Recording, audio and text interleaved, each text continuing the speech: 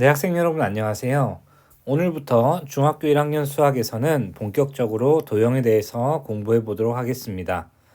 도형을 공부하기 전에 도형을 이루는 가장 기본적인 점, 선, 면, 각이 있는 것은 여러분 미리 잘 알고 있겠죠?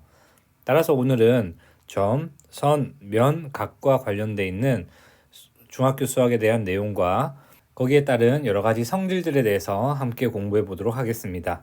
학습 목표 한번 읽어볼게요. 점, 선, 면, 각을 이해한다. 오늘의 학습 목표고요.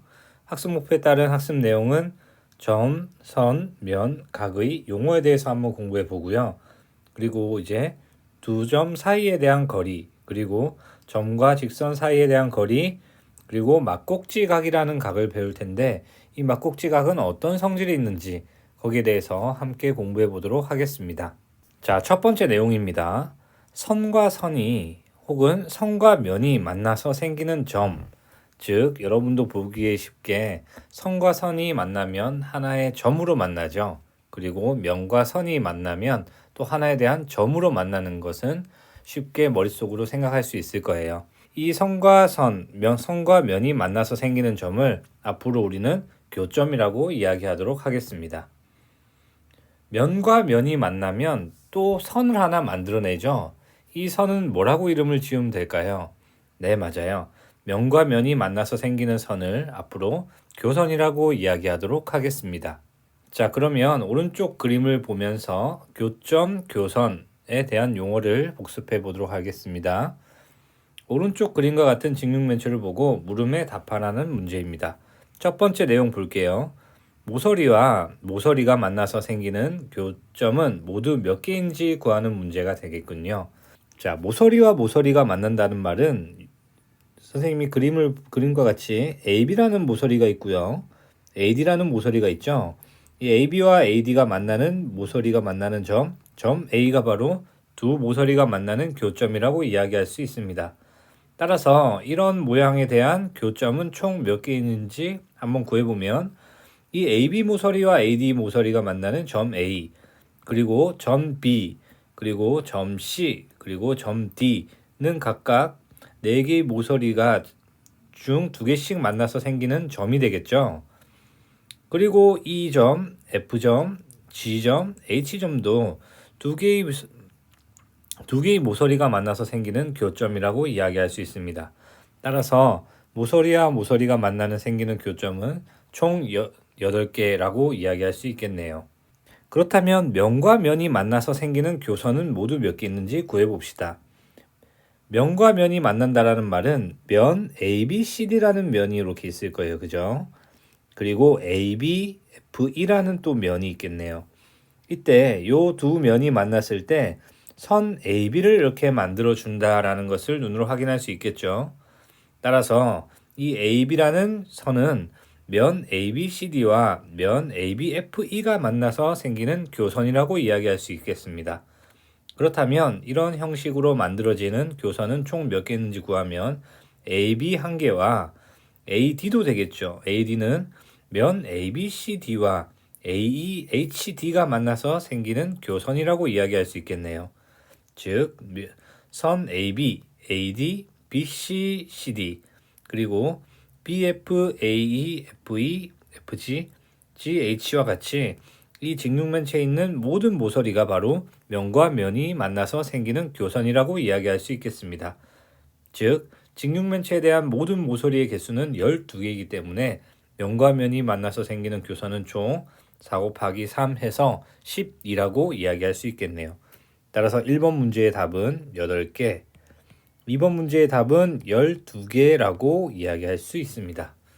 네, 2번 문제를 풀어보겠습니다. 직선, 반직선, 선분에 대한 내용을 공부해 보도록 하겠습니다. 앞으로 직선을 기호로 보이시죠? 직선을 기호로 AB에 양쪽 화살표가 달려있는 이런 짧은 선을 이용해서 직선을 표현할 거고요. 반직선은 AB에 한쪽 화살표가 나타나 있는 이런 기호로 표현해 보겠습니다. 또한 선분 AB라는 애는 이렇게 화살표가 없는 짧은 선으로 AB 위에 이렇게 선을 그으면서 기호로 나타내 보도록 하겠습니다.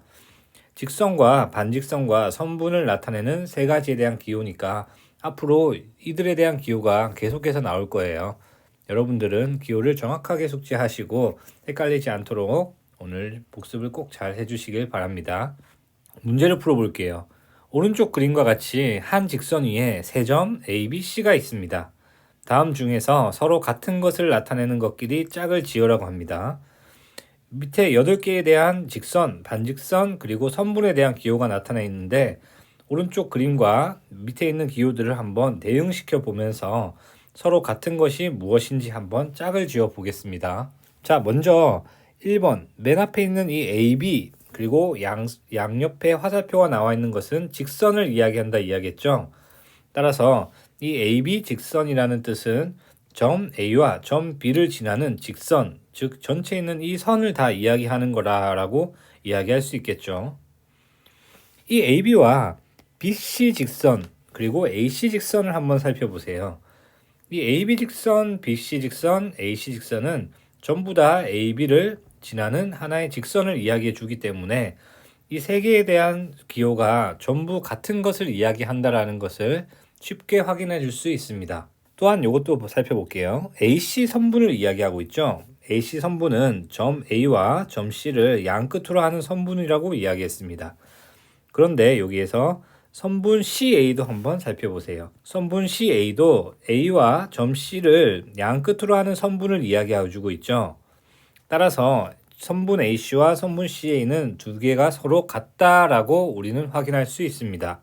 세 번째로 반직선 CA를 한번 살펴볼게요. 반직선 CA와 같은 반직선을 한번 찾아봅시다. 반직선 CA와 반직선 CB를 비교해 봅시다. 반직선 CA는 C를 끝점으로 하는 점 A를 지나는 반직선이고요. 반직선 CB도 C를 끝점으로 하고 B를 지나는 반직선이죠. 이 CA와 CB도 같은 직선을 이야기한다라는 것을 체크할 수 있겠습니다. 그럼 마지막으로 선분 BC는 어떤 것과 같을까요?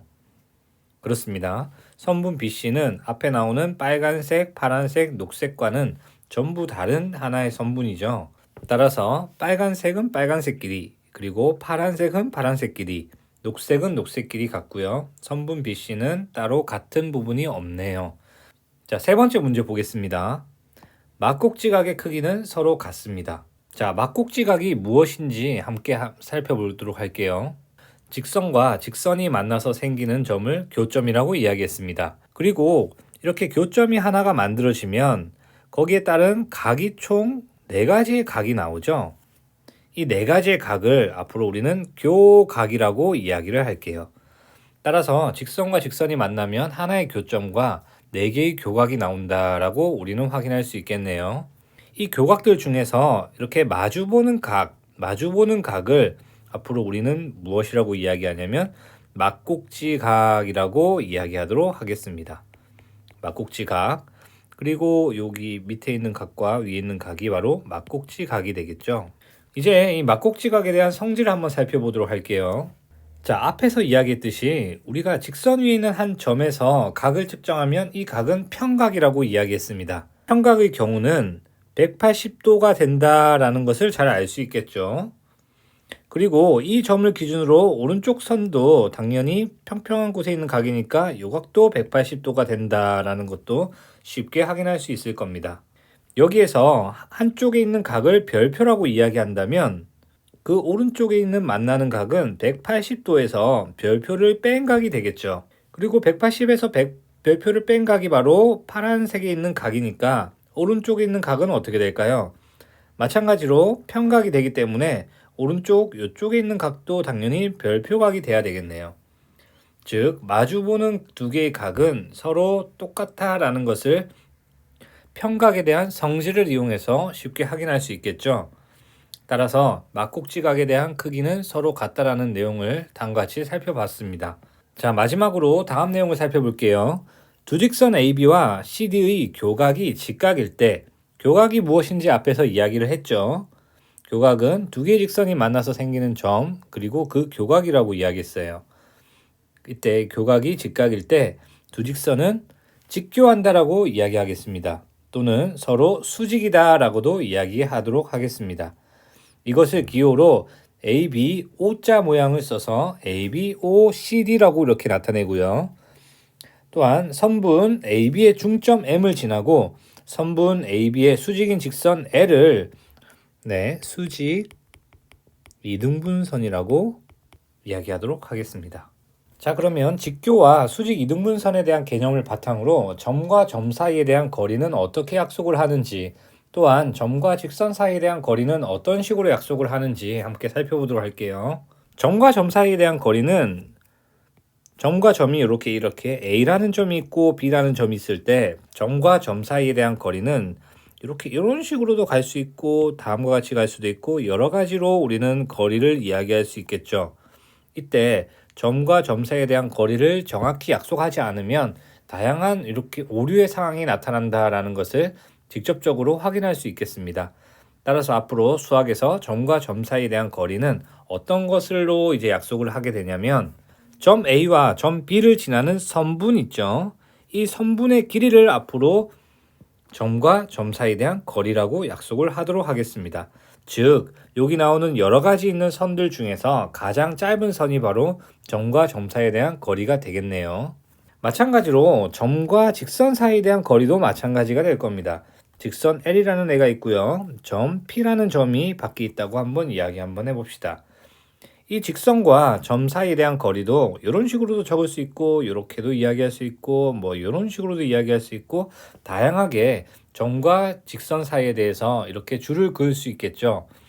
따라서 점과 직선 사이에 대한 거리도 약속을 정확하게 하지 않으면 혼동이 될 수 있기 때문에 앞으로 점과 직선 사이에 대한 거리는 점에서 직선에 수선을 내립니다. 수선을 내렸을 때 이 수선과 직선이 만나는 점을 앞으로 우리는 수선의 발이라고 이야기를 하도록 할게요. 따라서 P의 수선의 발은 점 L 위에 있는 H가 되겠네요. 점과 직선 사이에 대한 거리는 선분 PH의 길이, 즉 점과 수선의 발 사이에 있는 길이 PH의 선분의 길이가 바로 앞으로 점과 직선 사이의 거리라고 이야기하도록 하겠습니다. 자, 오늘 배운 내용을 정리해 보도록 할게요. 오늘 점, 선, 면, 각에 대한 용어를 공부했고요. 두 점 사이에 대한 거리를 어떻게 약속하는지 확인했어요. 두 점이 주어져 있을 때 두 점을 양끝으로 하는 선분의 길이가 바로 두 점 사이의 거리라고 이야기했죠. 그리고 점과 직선 사이에 대한 거리도 약속을 했습니다. 직선 밖에 있는 한 점에서 그 직선에 수선을 내리고 그 수선과 그 직선이 만나는 점을 수선의 발이라고 이야기했고요. 외부에 있는 한 점과 수선의 발의 선분의 길이를 바로 점과 직선 사이에 대한 거리라고 약속을 했습니다. 그리고 막국지각에 대한 성질도 공부했고요. 자, 오늘도 여러 가지 내용을 공부했으니까 다 함께 복습할 수 있도록 하겠습니다. 수고하셨습니다.